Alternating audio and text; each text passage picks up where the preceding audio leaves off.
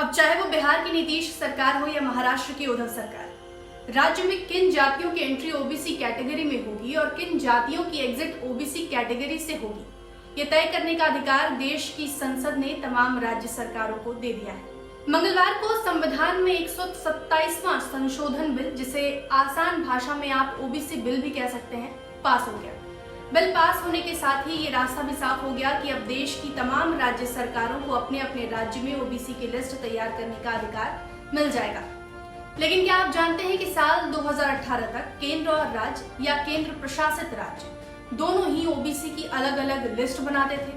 साल 2018 में ऐसा क्या हुआ कि राज्यों से ये अधिकार छीन लिए गए और अब ऐसा क्या हुआ है कि ये अधिकार वापस से राज्यों को मिल गए हैं।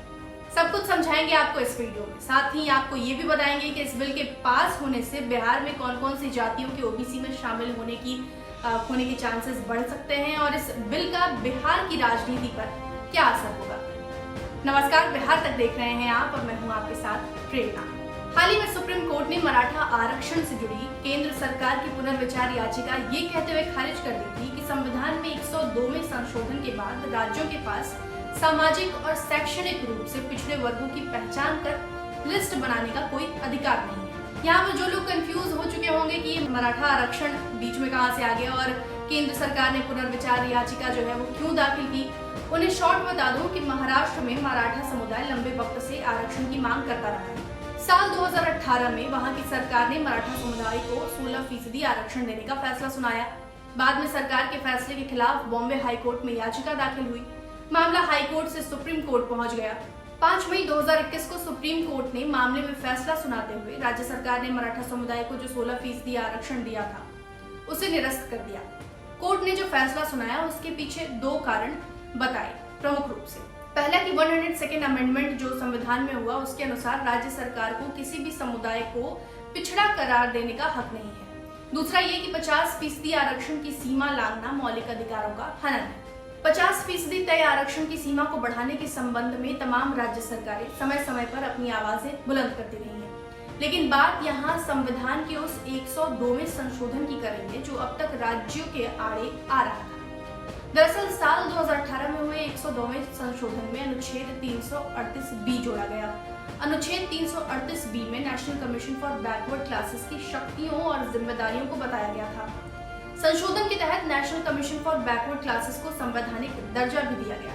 वहीं 342 से किसी विशिष्ट जाति को ओबीसी लिस्ट में शामिल करने और लिस्ट में बदलाव करने के संसद के अधिकारों की बात करता है।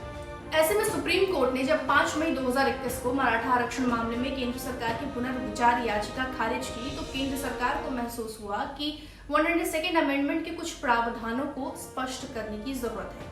यही कारण है कि केंद्र सरकार ओबीसी बिल यानी संविधान में 127वां संशोधन बिल लेकर आई।